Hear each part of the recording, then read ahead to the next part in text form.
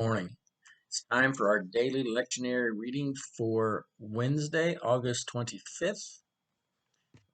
We have Psalm 11. It's our last day in Psalm 11.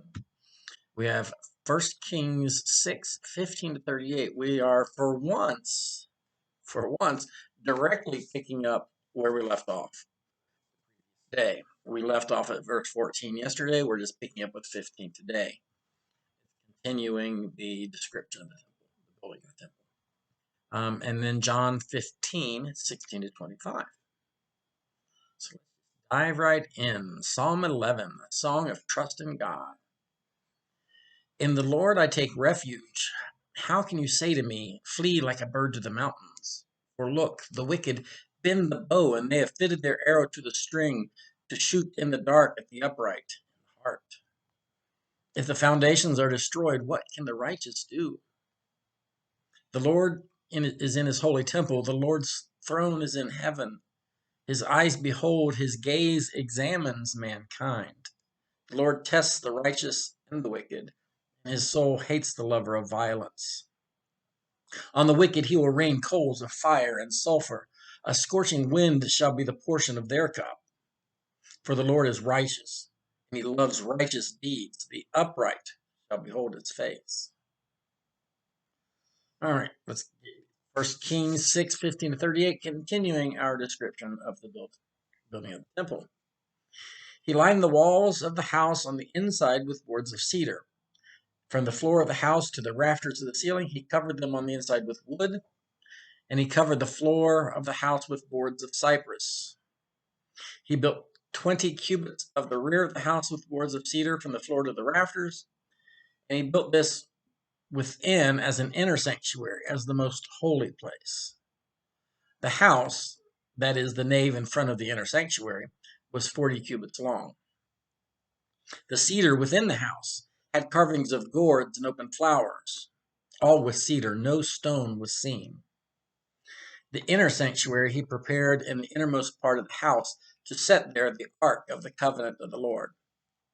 The interior of the inner sanctuary was 20 cubits long, 20 cubits wide, and 20 cubits high, and he overlaid it with pure gold. He also overlaid the altar with cedar. Can you imagine a 20-foot square room, but completely lined with gold? Solomon overlaid the inside of the house with pure gold, and then he drew chains of gold across it in front of the inner sanctuary and overlaid it with gold. And next he overlaid the whole house with gold in order that the whole house might be perfect. Even the whole altar that belonged to the inner sanctuary he overlaid in gold. In the inner sanctuary he made 2 cherubim of olive wood, each 10 cubits high. 10 cubits. That's about 15 feet. 5 cubits was the length of one wing of the cherub, and 5 cubits the length of the other wing of the cherub. It was 10 cubits from the tip of one wing to the tip of the other. Again, about 15 feet. Cubit is about a foot.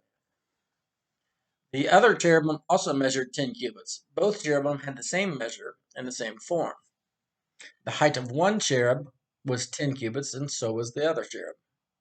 He put the cherubim in the innermost part of the house. The wings of the cherubim were spread out so that a wing of one was touching one wall, and the wing of the other cherubim was touching the other wall. And their wings toward the center of the house were touching wing to wing. He also overlaid the cherubim with gold.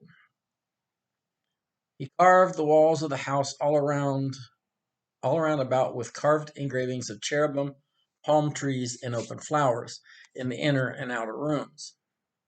The floor of the house he overlaid with gold in the inner and outer rooms. For the entrance to the inner sanctuary, he made doors of olive wood. The lintel and the doorposts were 5-sided.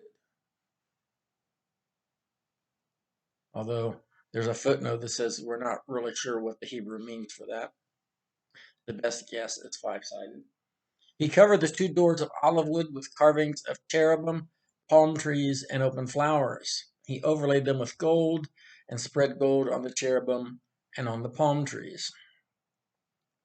So also he made for the entrance to the nave doorposts of olive wood, 4-sided each, and 2 doors of cypress wood. and the two leaves of the one door were folding, and the two leaves of the other door were folding. He carved cherubim, palm trees, and open flowers, overlaying them with gold evenly applied upon the carved wood work. He built the innermost court with 3 courses of dressed stone to 1 course of cedar beams. In the 4th year, the foundation of the house of the Lord was laid in the month of Ziv. In the 11th year, in the month of Bul, which is the 8th month, the house was finished in all its parts, according to all its specifications. He was 7 years in building it. Don't you like how Solomon gets little credit? He did this, he did this, he did this. He was not out there cutting wood, laying stone. He didn't really even probably design it. He probably had other people take care of that, but because he was the king, he gets all the credit. He did it. All right, John 15, 16 to 25. You did not choose me, but I chose you. And I appointed you to go and bear fruit, fruit that will last, so that my Father will give you whatever you ask in my name. I am giving you these commands so that you may love one another. If the world hates you, be aware that it hated me before it hated you. If you belonged to the world would love you as its own. Because you do not belong to the world, but I have chosen you out of the world, therefore the world hates you. Remember the word that I said to you, servants are not greater than their master. If they persecuted me, they will persecute you. If they kept my word, they will keep yours also. But they will do all these things to you on account of my name, because they do not know him who sent me. If I had not come and spoken to them, they would not have sin, but now they have no excuse for their sin. Whoever hates me hates my Father also. If I had not done among them the works that no one else did, then they would have no sin. But now they have seen and hated both me and my Father. It was to fulfill the word that is written in their law. They hated me without cause. And that concept, it's not just these verses in John, but that concept where Jesus says the world will hate you and persecute you has been so misused to excuse just abhorrent behavior. The world is not going to hate us because we're jerks. Jesus is telling us the world is going to hate us because we hold ourselves to a higher standard, that we behave differently, because we love one another. We love people. We take care of each other. We take care of people. They will know we are Christians by our love, right? That's why the world's going to hate us, because we have something that they don't. We have that peace that comes with knowing Christ, with knowing God. And they don't have that. And that's why they're going to hate us, not because we act like jerks, not because we're judgmental. Um, we Christians have a PR problem. The church, lower C church, not the Catholic church, just the church universal, um, has a PR problem. We are known for what we're against. We are not known for what we're for. And that's a problem. We are known for being judgmental. We are not known for loving and taking care of people. So we need to fix that. And that comes individually within our hearts and our behaviors and the way we hold ourselves. Um, and then corporately as churches, as small groups, as churches, um, as associations, as we get larger, it's the same principle, just expanded. We need to be known for what we love, for what we do, for what we believe, not for what we're sometimes violently against. Um, like I said, our allegiance is to God, to heaven first and foremost.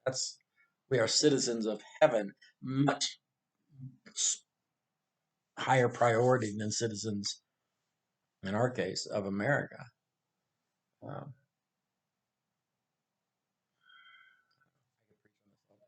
Not going to. That's our daily lectionary reading for Wednesday, August 25th. I'll see you guys later.